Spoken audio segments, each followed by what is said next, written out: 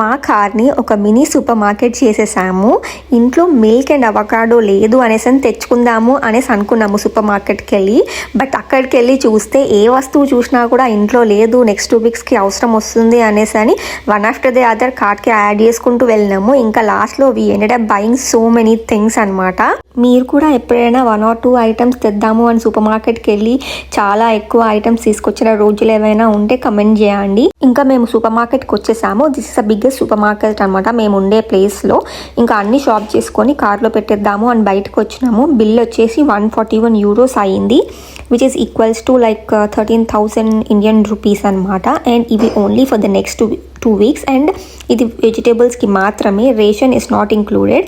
So only వెజిటేబుల్స్కి 13,000 Indian rupees అవుతాయి. ఇంకా మిగతా వాటికి ఎంత అవుతుందో అండ్ మంత్ మొత్తం ఎంత అవుతుందో మీరు ఇమాజిన్ చేసుకోవచ్చు. అండ్ ఇలా అన్ని కార్లో సర్దేసుకొని ఇంకా ఇంటికి స్టార్ట్ అయ్యాము. Thank you so much for watching. Bye.